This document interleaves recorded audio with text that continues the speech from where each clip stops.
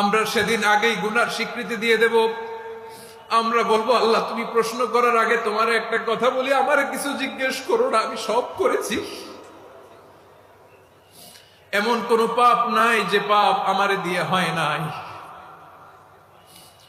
তোমার রহমত দিয়ে তুমি জান্নাতে পাঠাবা, তোমার দয়ায় জান্নাতে যেতে চাই, আমল দিয়ে না। পারবেন বলতে? কিয়ামতের দিন আমরা বলবো, আল্লাহ আমার আমল দিয়ে জান্নাত চাই না, আমি তোমার দয়া দিয়ে জান্নাত চাই। এরপরে কঠিন বিপদ যখন বিশ্বনবী পড়তেন তখন কি করতেন? এমন বিপদ মাঝে মাঝে হয় না, দেয়ালে পিঠ থেকে যায়, চোখে মুখে অন্ধকার, কি করব দিশা খুঁজে পাই না, এরকম হয় কখনো? হ্যাঁ, আপনাদের হয়? হয় না? তো জান্নাতে আছেন আপনারা।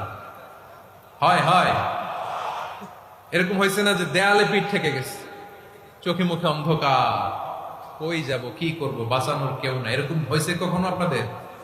যদি হয় তাইলে এটার সলিউশন বলবো, না হইলে তো এগুলো বলে লাভ নাই।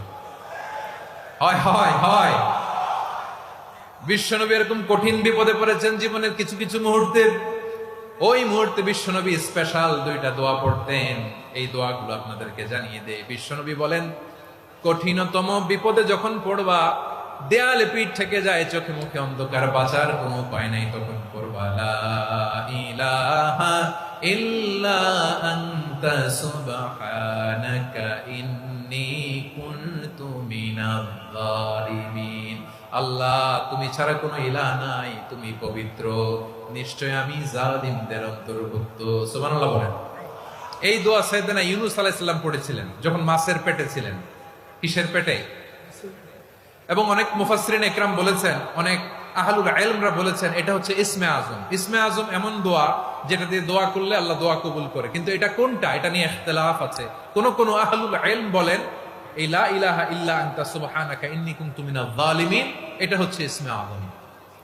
সাইয়েদনা ইউনূস আলাইহিস সালাম পড়েছেন, আপনারা পড়েননি? তুফান হইলে পড়েন না? আমাদের এলাকায় তো এটা খুব, এটার উপর ব্যাপক আমল আছে। পটুয়াখালীতে কি অবস্থা বলেন? পড়েন পড়েন পড়েন পড়েন। একটা গল্প শুনেছিলাম, পাক হানাদার বাহিনী যখন বাংলাদেশে অ্যাটাক করতো, ৭১ সালের ঘটনা বলতেছে, আমরা তো দেখি নাই, শুনছি আর কি। ৭১ যদি দেখতাম এতদিনে রাজাকার হয়ে যেতাম। আল্লাহ আমাদেরকে বাঁচাই দিছে, আল্লাহর মেহেরবানি, ঠিক কিনা বলেন? মন মতো হইলে মুক্তিযোদ্ধা, মন মতো না হইলে রাজাকার। কত কিছু দেখলাম এই শাহবাগের বুকে। আল্লাহ, ৭১ সালে দেখি নাই, আমরা শুনেছি পাক হানাদার বাহিনী জিজ্ঞেস করত মুসলিম না অমুসলিম চেক করার জন্য, বলতো কালেমা বল, কালেমা বাতাও। তো যারা কালেমা বলতে পারতো পাকিস্তানি বাহিনী নাকি ওদেরকে ছেড়ে দিত, শুনেছি। তো একজনকে, এক বাঙালিরে পেয়ে তার মাথার মধ্যে বন্দুকর নল ধরে বলতেছে, কালেমা বল সালে, কালেমা বাতা, কালেমা বল। তো ভয়ের চোটে এই দোয়া পড়া শুরু করছে। ও পড়তেছে লা ইলাহা ইল্লা আনতা সুবহানাকা ইন্নী কুনতু মিনাজ জালিমিন। পাকিস্তানি বলে সালে ইয়ে তো মুসিবত কা কালেমা है। বাঙালি কয় হাম তো ভি মুসিবত মে হ্যায়।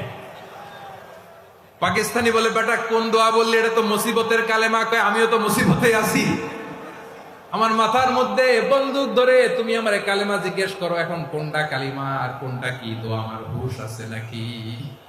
প্রিয় ভাইরা, আসলে এটা দুআউল মুসিবা, বিপদে পড়লে এ দোয়া পড়তে হয়। লা ইলাহা ইল্লা আনতা সুবহানাকা ইন্নী কুনতু মিনাজ জালিমিন।